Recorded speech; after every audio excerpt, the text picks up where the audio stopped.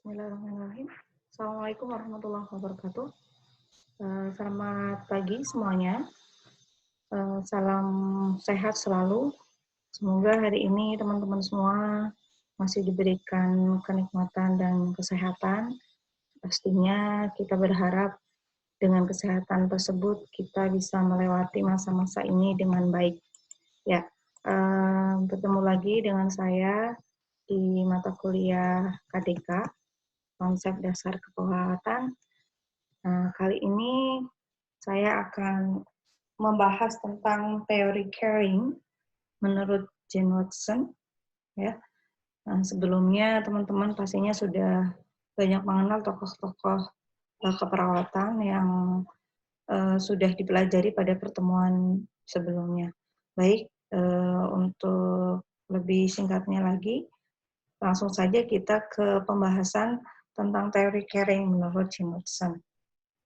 Ya, sebelumnya saya bacakan dulu untuk profil dari Jane Watson ini.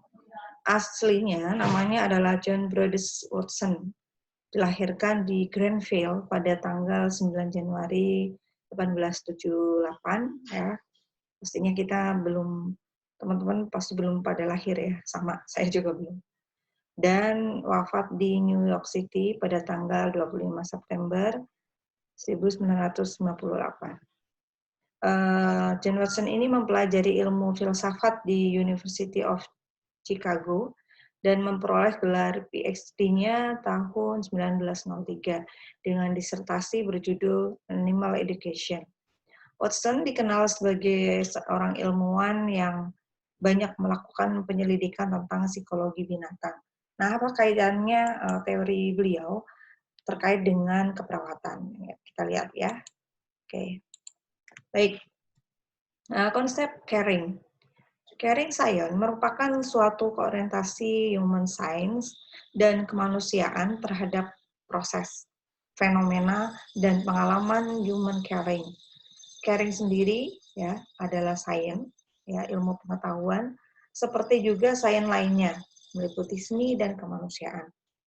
Transpersonal caring mengakui kesatuan dalam hidup dan hubungan-hubungan yang terdapat dalam lingkungan caring yang konsentrik dari individu pada orang lain, pada masyarakat dan pada dunia, serta pada planet, bumi, dan pada alam semesta. Nah, Watson 2004. Ya. Jadi caring sendiri ini merupakan salah satu ilmu, di mana ilmu tersebut memadukan antara ilmu yang berorientasi pada kemanusiaan, pada seni, kemudian pada hubungan-hubungannya yang melingkarinya, terutama terkait dengan orang lain, masyarakat, dan dunia.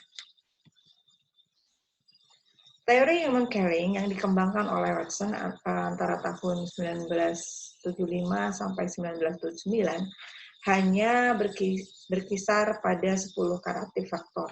Nanti akan kita bahas ya. 10 karakter faktor ini sebagai suatu kerangka untuk memberikan suatu bentuk dan fokus terhadap fenomena keperawatan. Watson sendiri menganggap istilah faktor terlalu stagnan terhadap sensitivitas di masa kini. Ia pun kemudian menawarkan sebuah konsep yang lebih sesuai dengan evolusi teorinya dan arahnya di masa depan. Konsep tersebut adalah clinical caritas dan karitas proses yang dianggapnya lebih cocok dengan ide-ide dan era perkembangan pada teorinya. Menurut Jane Watson, caring sendiri adalah komitmen moral untuk melindungi, mempertahankan, dan meningkatkan martabat manusia. Ya, komitmen moral. Jadi lebih ke arah nilai dan moral ya. Dan ini tidak bisa tampak ya karena bisa dirasakan ya, bisa tampak dan bisa dirasakan ketika seseorang itu mengedepankan komitmen moral ini.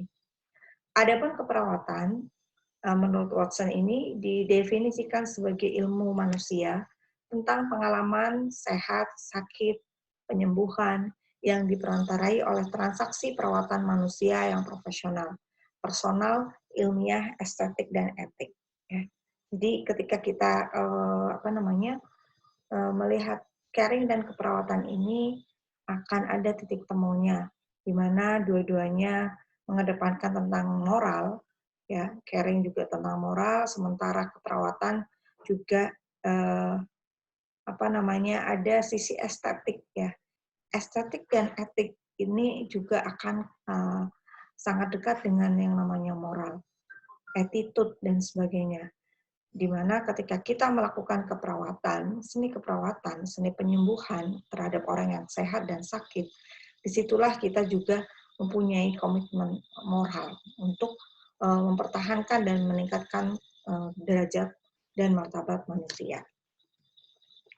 Ada 7 asumsi yang mendasari konsep caring. Yang pertama, asumsi yang pertama adalah caring hanya akan efektif bila demonstrasikan dan dipraktekkan secara interpersonal. Artinya dipraktekkan antara perawat dan klien, ya. Jika tidak didemonstrasikan, itu kurang efektif, ya, untuk melihat faktor caring-nya ini. Kemudian yang kedua, caring berisi faktor care atau perhatian pada perawat yang hasilnya dapat memuaskan kebutuhan manusia yang memerlukan bantuan, ya. Jadi dilihat dari faktor yang kedua ini, sebelum seorang perawat itu memuaskan kebutuhan manusia, dalam hal ini pasien, terlebih dahulu si perawat ini harus mempunyai karakter caring ini, ya. Jadi karakter caring inilah yang nantinya akan mendasari setiap tindakan perawat untuk berusaha memuaskan kebutuhan manusia lainnya, yaitu pasien, ya. Pasien adalah orang yang memerlukan bantuan. Nah, di sini titik temunya bahwa seorang perawat itu harus bisa menyadari dirinya sendiri ini bisa caring sebelum akhirnya dia bisa memenuhi kebutuhan pasien, ya. Karena dengan begitu dia akan lebih all out, lebih profesional dan lebih totalitas ketika berusaha memuaskan kebutuhan pasien, ya. Jadi intinya caring ini memang faktor perhatian, ya. Dan perhatian perawat ke pasien ini tidak bisa dibuat-buat sebelum si perawat ini bisa menyadari dan bisa menerapkan caring pada dirinya sendiri, ya. Oke. Kemudian yang ketiga, caring yang efektif dapat meningkatkan kesehatan dan perkembangan ke arah perbaikan bagi individu serta keluarga. Jadi caring ini kalau bahasa saya itu segala sesuatu yang melingkupi setiap tindakan perawat ketika melakukan asuhan keperawatan pada pasien dan keluarganya, ya. Jadi mulai dari tata bahasa, mulai dari tingkah laku, mulai dari cara kerjanya, ya. Kalau kita bilang di komunikasi keperawatan itu mulai dari tahap tahap prainteraksi, tahap prainteraksi, interaksi, kemudian terminasi, sampai evaluasi, itu sudah menggambarkan cita rasa caring ini, ya. Jadi caring yang efektif ini dampaknya adalah bagaimana bisa meningkatkan kesehatan, perkembangan dari individu yang sakit ke arah yang lebih baik. Kemudian konsep yang keempat adalah caring merupakan respon yang diterima oleh seseorang tidak hanya saat itu saja, namun akan mempengaruhi seperti halnya seorang itu, apakah seorang tersebut nantinya seperti apa, ya. Jadi caring ini bukan hanya satu waktu, tapi caring ini continue. Seorang perawat disebut caring manakala tindakannya itu continue, tidak hanya ketika berhadapan dengan pasiennya saja, tapi juga berhadapan dengan keluarganya, dengan rekan sejawatnya, dengan siapapun saja, dan itu tidak hanya dalam satu waktu, ya. Artinya setiap tindakan caring ini akan mempengaruhi pada ibaratnya kalau bahasa saya itu inner beauty seseorang, ya. Jadi tidak bisa menganggap seorang perawat itu ramah, seorang perawat itu caring, manakala ketika kita evaluasi itu hanya dalam waktu satu waktu saja ya, dalam kesempatan tertentu saja, tidak ya, karena sifat caring ini akan melekat pada diri seorang perawat. Faktor yang kelima adalah lingkungan yang penuh caring sangat berpotensi untuk mendukung perkembangan seseorang dan mempengaruhi seseorang dalam memilih tindakan yang terbaik untuk dirinya sendiri. Ya, caring ini ya bahasa saya juga adalah bagaimana seorang itu memahami dirinya dengan cinta. Memahami sebelum seorang perawat itu mampu memahami orang lain, dia harus bisa memahami dirinya sendiri. Nah, dengan dia bisa memahami dirinya sendiri, dia otomatis juga akan menciptakan lingkungan yang penuh caring juga, ya. Dan ini akan mendorong seseorang ini untuk memilih tindakan yang terbaik untuk dirinya. Pastinya juga ketika dia bertindak baik pada dirinya, dia juga akan bertindak baik pada pasiennya, seperti itu. Kemudian faktor yang keenam adalah caring lebih kompleks daripada pengobatan. Praktek caring memadukan antara pengetahuan biofisik dengan pengetahuan mengenai perilaku manusia yang berguna dalam peningkatan derajat kesehatan dan akan membantu klien yang sakit. Ya. Nah, inti dari caring adalah keperawatan itu sendiri. Ya, luar biasa ya. Jadi keperawatan itu ya caring. Caring itu ya tadi yang di 6 faktor ini ya. Caring bisa menyembuhkan, caring bisa meningkatkan perkembangan seseorang, caring bisa meningkatkan pengetahuan mengenai perilaku manusia, peningkatan derajat kesehatan dan sebagainya. Artinya, ketika seorang perawat bisa melakukan caring, nah, outcome-nya bisa dilihat adalah pasiennya itu bisa sembuh dari sakit ya, terlepas dari hal lainnya ya. Oke. Evolusi teori caring. Ya, evolusi teori caring ini digagas pertama oleh Jane Watson seperti yang sudah disampaikan di awal. Nah, adapun perkembangan dari teori ini mencakup beberapa fase. Di tahun 79 ini teori caring menghadapi evolusi, terutama dari sisi keperawatan dilihat dari filosofi dan science of caring-nya. Kemudian di tahun 1985 di dunia keperawatan juga mengalami evolusi yang dilatar belakangi oleh teori caring ini berupa human science and human care ya. Kemudian di tahun 1988 ada new dimension atau dimensi baru dari teori caring, yaitu new dimension of human caring theory.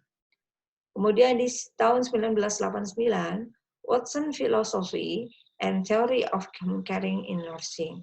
Jadi ada perubahan di filosofi Watson dan teori human caring, terutama di dunia keperawatan. Caring kaitannya dengan faktor kuratif caring. Pertama adalah pengetahuan dan praktik perawatan diintegrasikan dengan proses penyembuhan dari dalam diri dan pengalaman hidup klien. Faktor ini bersifat melengkapi, akan tetapi berbeda dengan faktor kuratif. Ya.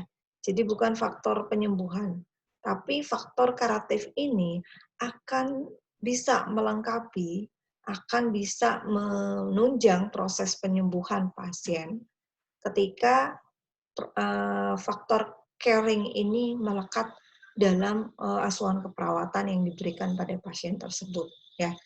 Tapi bukan kuratif ya, lebih ke support mental, support manajerial dan sebagainya.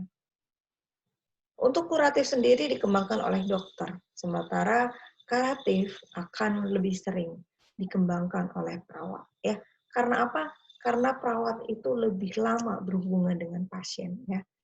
Ya, seperti kita tahu sekarang ini peran perawat dalam era COVID-19 itu sangat dibutuhkan. Dan perawat-perawat yang memberikan asuhan keperawatan pada pasien-pasien PDP dan corona terutama, pastinya juga bisa mengedepankan caring ini ya. Ya, bagaimana tidak ya, mereka harus kuat menahan napas dengan lilitan baju, APD dan sebagainya yang pastinya itu sangat tidak nyaman. Akan tetapi karena ada sifat caring-nya inilah yang membuat mereka bertahan. Caring di situ juga ada tanggung jawab moral ya, seperti tadi kita bahas, ada tanggung jawab moral, ada tanggung jawab etik dan sebagainya. Bagaimana mungkin seorang perawat itu akan membiarkan pasiennya yang menderita ya, sementara itu adalah bidang garapnya, itu adalah kerjanya dan sebagainya. Nah, inilah yang disebut sebagai contoh yang nyata ya dalam era sekarang. Ya, perawat-perawat yang berusaha memberikan apapun yang dia miliki untuk kesembuhan pasien. Nah, itulah insya Allah perawat-perawat kita itu sudah mengedepankan karakter caring ini. Ini adalah 10 faktor karatif yang bisa dijumpai pada seorang perawat yang bisa melakukan teori caring ini. Yang pertama adalah sistem nilai humanistik dan altruistik, yaitu mengutamakan kepentingan orang lain. Ya, ini di prinsip etik juga ada ya. Nah, kalian bisa kembangkan itu, ya. Jadi nilai-nilai humanistik, nilai-nilai kemanusiaan, nilai-nilai seni dalam berhubungan dengan manusia lainnya, itu lebih banyak mengutamakan kepentingan orang lain. Dan ini adalah salah satu karakter dari caring dan juga kode etik dari seorang perawat, ya, mengutamakan kepentingan orang lain. Kemudian ada kejujuran dan harapan, sama ya. Untuk poin kejujuran juga di kode etik keperawatan juga ada harapan, yang memberikan harapan. Nah, jadi akan sangat aneh ketika saya menjumpai perawat yang negatif, ya. Perawat itu identik dengan karakter caring ini. Perawat itu memberikan harapan. Perawat itu jujur. Perawat itu bicara sesuai dengan haknya, sesuai dengan kewajibannya, sesuai dengan kapasitasnya. Kemudian faktor yang ketiga adalah sensitivitas pada pribadi seseorang dan orang lain. Sensitif ya, peka terhadap kebutuhan orang lain, peka terhadap kebutuhan pasien ya. Nggak mungkin pasien sedang nyeri kesakitan kemudian kita bicara hal lain. Nah, itu berarti kurang sensitif ya si perawat ini. Faktor yang keempat adalah membantu menumbuhkan kepercayaan, membuat hubungan dalam perawatan secara manusiawi. Ya, jadi hubungan dalam perawatan juga tetap dalam koridor batas yang normal, tidak terlalu lebay, ya, tidak terlalu juga kurang. Ya, artinya tetap sedang-sedang saja dan tidak terlalu over. Yang kelima, mengekspresikan perasaan positif dan negatif. Perasaan positif dan negatif ini bisa diekspresikan dengan cara yang baik, yang tidak melukai hati pasien. Kemudian yang keenam, proses pemecahan masalah keperawatan yang kreatif. Jadi dalam hal pemecahan masalah, perawat yang caring ini selalu mengedepankan kreativitas, ya, tidak monoton. Ya, karena tentunya yang dihadapi oleh perawat itu pasien yang berbeda-beda, yang tidak bisa satu sama lain disamakan. Kalaupun protap, misalnya protap pemasangan kateter itu sudah baku, akan tetapi ketika seorang perawat itu mengedepankan prinsip caring, dia akan cepat melakukan kreativitas, manakala ternyata pasiennya kalau di teori ternyata nomor kateternya untuk perempuan dewasa antara sekian dan sekian misalnya. Tapi ternyata ketika menjumpai pasien yang berbeda postur tubuh dan sebagainya, ternyata tidak bisa dengan ukuran orang dewasa. Nah, seperti itu. Ya, jadi di situ pun dibutuhkan sikap kreatif, sikap caring dari perawat. Kemudian faktor yang ketujuh adalah proses belajar mengajar transpersonal. Jadi ada proses belajar mengajar ya. Kita semua ini nantinya teman-teman juga yang nantinya akan jadi perawat juga punya sifat untuk mengajarkan ya. Bukan hanya perawat yang jadi dosen yang bisa ngajar, tidak ya. kalau seorang perawat itu mempunyai sifat caring, dia juga akan bisa mentransfer ilmunya, ya, mentransfer keahliannya pada orang lain, ya. Jadi tidak ada sekat antara oh ini perawat lapangan, ini perawat pendidikan, tidak, ya. Pastinya sebenarnya ketika seorang perawat ini mempunyai karakter ini, dia akan mudah mengajarkan pada orang lain tentang hal-hal yang memang harus dipelajari pasien misalnya. Kemudian faktor yang kedelapan adalah menciptakan lingkungan fisik, mental, sosial, kultural, dan spiritual yang mendukung. Ya, seperti halnya sekarang. Ya, sangat disayangkan manakala saya melihat ada beberapa profil perawat yang mungkin karena terlalu banyak tugas dan sebagainya ya, sehingga yang diupload adalah hal-hal yang negatif gitu ya, yang cenderung meresahkan orang awam gitu ya. Nah, ini juga harus dihindari ya. Seorang perawat yang karatif pastinya dia lebih menginginkan lingkungan yang baik untuk pertumbuhan fisik, mental, dan sosiokultural di sekelilingnya ya, terutama di lingkungan pasien. Jadi teman-teman dalam masa COVID seperti sekarang ini, ya harapannya tidak mudah untuk menyebarkan berita-berita hoax, berita-berita yang akhirnya membuat mental masyarakat itu down dan sebagainya, takut berlebihan dan sebagainya ya. Jadi hati-hati juga ketika dalam bermedsos. Kemudian yang ke-9, pertolongan dalam memenuhi kebutuhan manusia. Pertolongan di sini bisa dalam banyak hal ya. Dalam hal banyak perawatan, pastinya teman-teman bisa mengklarifikasikan atau mengkategorikan mana pasien yang benar-benar butuh membutuhkan kebutuhan yang berbeda dengan pasien-pasien yang lainnya. Transpersonal caring merupakan kesatuan dalam hidup dan hubungan-hubungan yang terdapat dalam lingkungan perawatan yang konsentrik dari individu pada orang lain, pada masyarakat, pada dunia, pada planet bumi, dan pada alam semesta. Jadi kalau melihat transpersonal caring ini, insya Allah ya, luar biasa.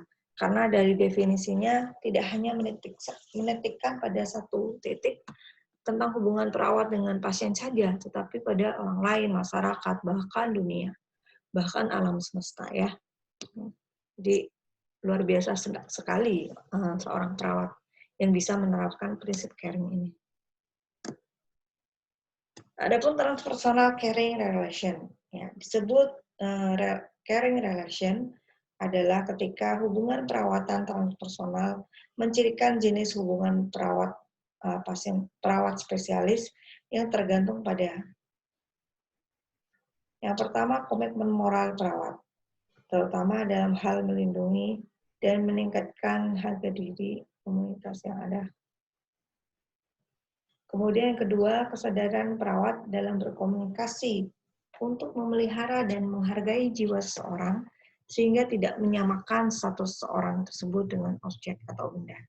Ya, misalnya untuk menggambarkan kalimat ini adalah ketika kita membicarakan tentang ketidakmampuan pasien dalam menahan BAK-nya sehingga dia harus ngompol di tempat tidur.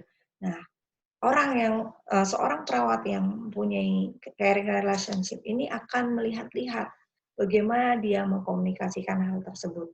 Ya, jadi tidak sampai kemudian berita itu menjadi sebuah lelucon atau bahkan si perawat ini menyalahkan ke pasien ya, tidak sama sekali.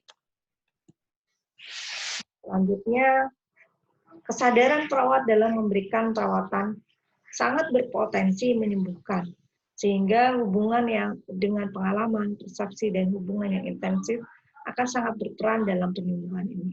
Ya, semakin perawat bisa dekat dengan pasien, dekatnya dalam hal penyembuhan, insya Allah ya, perawat ini akan semakin memperlihatkan sifat caringnya ini. Ada 4 cabang kebutuhan yang saling berhubungan ketika kita membahas tentang caring. Dan ini harapannya akan menjadi salah satu pemandu ya bagi perawat, bagi teman-teman semuanya juga nantinya ketika berhubungan dengan pasien. Yang pertama, kebutuhan dasar biofisikal. Kebutuhan biofisikal ini adalah kebutuhan untuk hidup yang meliputi kebutuhan makan dan cairan, eliminasi dan kebutuhan ventilasi. Nah, beberapa kebutuhan ini akan saling terkait satu sama lain ya. Di mana ketika orang tidak bisa menjaga biofisikalnya, kemungkinan juga dia tidak bisa menjaga makan dan minumnya. Nantinya adanya gangguan di biofisikal ini akan berakibat pada eliminasi dan kebutuhan ventilasi lainnya. Kemudian yang kedua, cabang kedua adalah kebutuhan dasar psikofisikal, kebutuhan fungsional yang meliputi kebutuhan aktivitas dan istirahat serta kebutuhan seksualitas. Ya. Kemudian kebutuhan dasar psikologi yaitu kebutuhan untuk integrasi yang meliputi kebutuhan untuk berprestasi dan berorganisasi. Adapun kebutuhan dasar interpersonal dan interpersonal didasari kebutuhan untuk pengembangan, yaitu kebutuhan aktualisasi.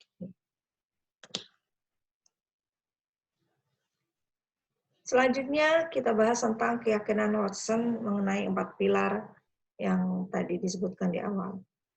Keyakinan pertama adalah di bidang keperawatan. Ini keyakinan Watson di bidang keperawatan. Meliputi aplikasi kiat dan ilmu tentang manusia melalui transaksi caring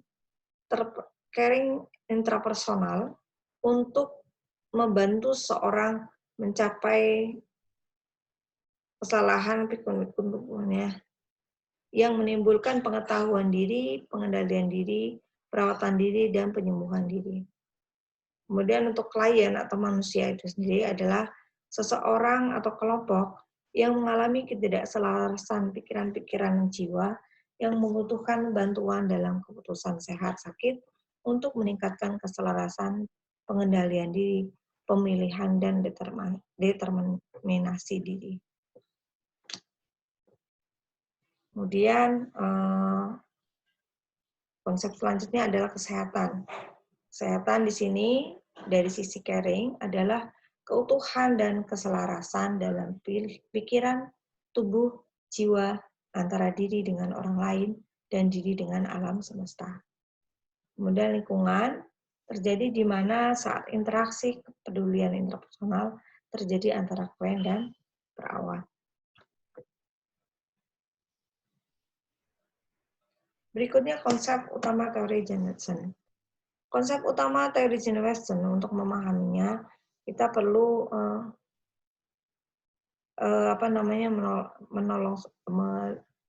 melihat seorang Jane Watson itu sendiri dan pastinya untuk hari ini perawat seorang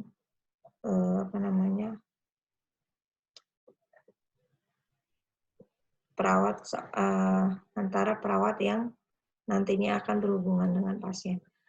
Jane Watson dalam memahami konsep keperawatan terkenal dengan teori pengetahuan manusia dan merawat manusia.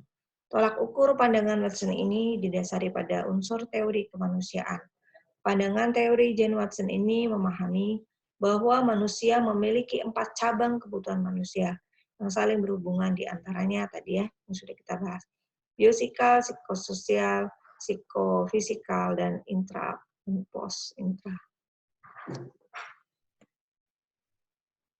Bagaimana penerapan teori Jane Watson dalam lingkungan? Seperti yang sudah saya upload di Skalsa untuk video yang mencerminkan seorang perawat ketika berhubungan dengan pasien, ya seperti itulah ya. Nah di sini ada ilustrasinya. Saat perawat masuk ke kamar pasien, maka berilah salam yang hangat kepada pasien, kepada klien, sambil menyentuh pundak klien. Dan lakukan hal ini dengan kontak mata. Jadi tidak hanya menyentuh, tapi pandangan kita tidak ke arah pasien. Nah ini salah. Ini tidak memperlihatkan sikap seorang perawat yang caring. pada saat menyapa klien, kontak mata, duduk beberapa menit, dan tanyakan tentang apa yang terjadi atau apa yang sedang dipikirkan atau dirasakan oleh pasien. Ya, perawat yang lembut, yang tidak menunjukkan perilaku yang tergesa-gesa, serta sejalan dengan kontak mata, kepedulian terhadap masalah klien dengan dibuktikan perawat ini menjadi seorang yang aktif listening dan membuat klien merasa nyaman terhadap kepeduliannya yang diberikan oleh perawat. Nah, hal seperti ini harus dibiasakan oleh teman-teman semua. Sehingga ketika bertemu dengan siapapun, tidak hanya bertemu dengan pasien, kelembutan, keramahan, dan sikap menghargai orang lain ini akan menjadi sangat penting di dunia nantinya ya, dunia kalian nanti ketemu dengan orang banyak, dengan pekerjaan dan sebagainya. Ya. Itu yang bisa saya sampaikan terkait dengan teori caring ya. Untuk contoh realnya bisa dilihat di video yang saya upload ya. Nah, jika untuk filmnya langsung mungkin belum ada, tetapi ini pakai ilustrasi gambar kartun ya. Semoga bisa mewakili. Dan jika ada pertanyaan, silakan bisa dicatat di forum diskusi. Jika tidak, saya cukupkan sampai sekian. Ya, sebuah kata bijak, kesuksesan adalah hasil dari kesempurnaan. Kesempurnaan kerja, kerja keras, belajar dari pengalaman, loyalitas, dan pilihan. Siapa yang ingin sukses, ya milikilah kesempurnaan yang tadi saya sebutkan. Terima kasih. Wabillahi taufiq walhidayah. Wassalamualaikum warahmatullahi wabarakatuh.